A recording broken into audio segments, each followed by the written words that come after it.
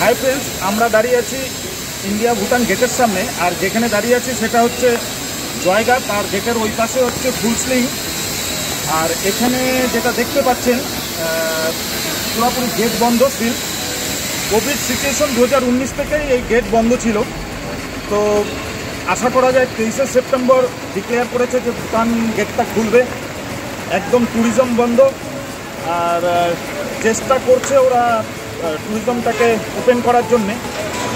আমরা আশা করব 23শে সেপ্টেম্বর খুলে যাক, ট্যুরিজমরা ওরা আসার মুখ দেখুক। ইতিমধ্যে জানা গেছে ভুটান ভ্রমণে বাড়তি ফি পর্যটকদের কাছ থেকে নেওয়া হবে। এখন প্রশ্ন দাঁড়ালো, ভুটান গেটে প্রবেশ করা সকলেই কি পর্যটক হিসাবে গণ্য করবে ভুটান? ব্যবসায়ী ও পর্যটক মহলে উদ্বেগ, প্রতি রাতে মাথাপিছু 1200 টাকা নেওয়া হবে, নাকি অঙ্কটা আরও বাড়বে বা কমবে? ভারত ও বাংলাদেশের পর্যটকরা জয়গা হয়ে ভুটানে প্রবেশ করতেন। এখন এসডিএফ চার্জ এতটা বাড়িয়ে দিয়েছে যে অনেকেই ভুটানে আসতে চাইছেন না। আমি এখন দাঁড়িয়ে আছি ইন্ডিয়াতে, আর এই যে বড় ওয়ালটা দেখতে পাচ্ছেন তার ওপাশেই হচ্ছে ভুটান। পর্যটকদের মধ্যে কৌতূহল আছে ভুটান ভ্রমণে আমরা কি কি দেখতে পাবো। তাহলে বন্ধুরা, ভারত থেকে যারা ভুটানে ঘুরতে যাবেন আপনারা কি কি দেখতে পাবেন, ছোট্ট একটি ভিডিওর মাধ্যমে আমি এটা তুলে ধরলাম। ভুটান পর্যটন 1974 সালে শুরু হয়। ভুটানের রাজধানী থিম্পু। আপনি ইচ্ছে করলেই 4 থেকে 5 দিনের মধ্যে ভুটান ঘুরে আসতে পারবেন।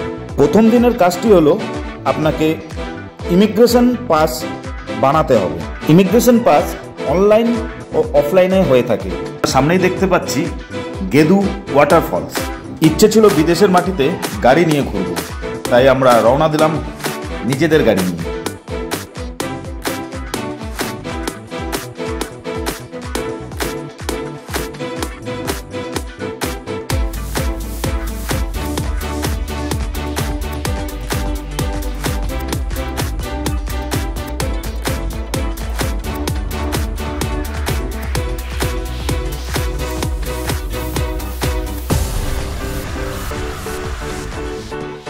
ভুটানে 4টা নদী আছে, তার মধ্যে সবচেয়ে বড় নদী ওয়াংচু। তার পাশেই আমরা বসে আছি।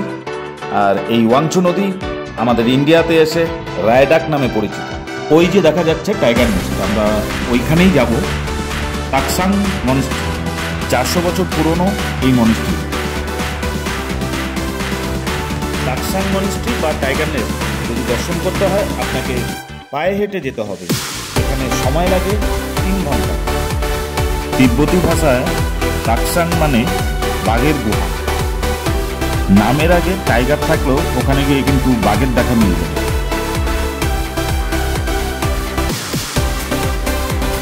টাইগার নেস্ট দেখার পরে আপনি প্ল্যান করতে পারেন দোচুলা, আর দোচুলা থেকে ফেরার পথে কোনাকা জং দেখেও আসতে পারেন।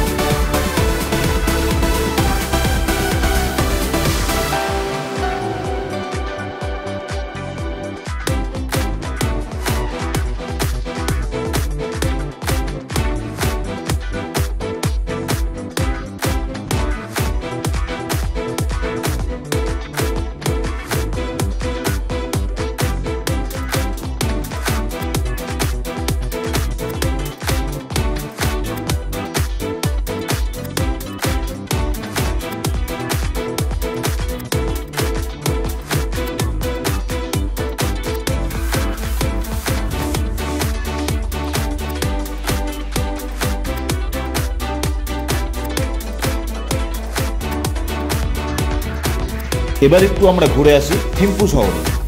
এখানে দেখতে পাবো পার্লামেন্ট হাউস, রাজা যেখানে বসে অফিস করেন, এবং তার অ্যাডমিনিস্ট্রেটিভ হাউস।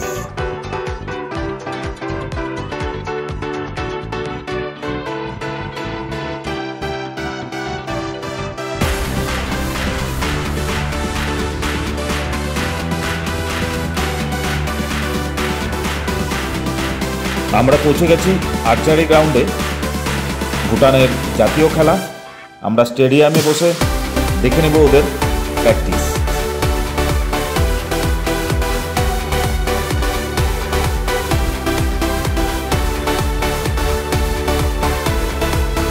এখানে দেখা যাচ্ছে চাংলিমিথাং স্টেডিয়াম, ফুটবল গ্রাউন্ড। আমরা ফুটবল খেলার একটু মজা নিয়ে নেব। খেলা হচ্ছে, আর যদি সময় ভাগ্য সাথে থাকে তাহলে রাজার সাথে এই মাঠে দেখাও হয়ে যেতে পারে। তাকিন ভুটানের জাতীয় পশু। বাবিনের সাথে কথা বলছে। এখানে দেখা যাচ্ছে এটা একটা চিড়িয়াখানা ভুটানের। থিম্পুতে তাকিন জু নামে পরিচিত।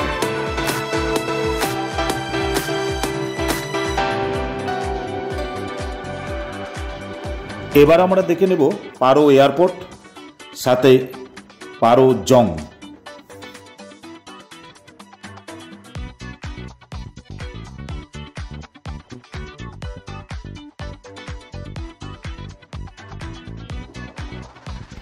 আমরা দেখতে পাচ্ছি পৃথিবীর সব থেকে বড় বুদ্ধ মূর্তি, গোল্ডেন বিগ বুদ্ধা। তাহলে বন্ধুরা প্ল্যান করেই ফেলুন, 23 সেপ্টেম্বর 2022 খুলেই যাচ্ছে ভুটান। আর একবার দেখে আসুন স্বর্গর দেশকে।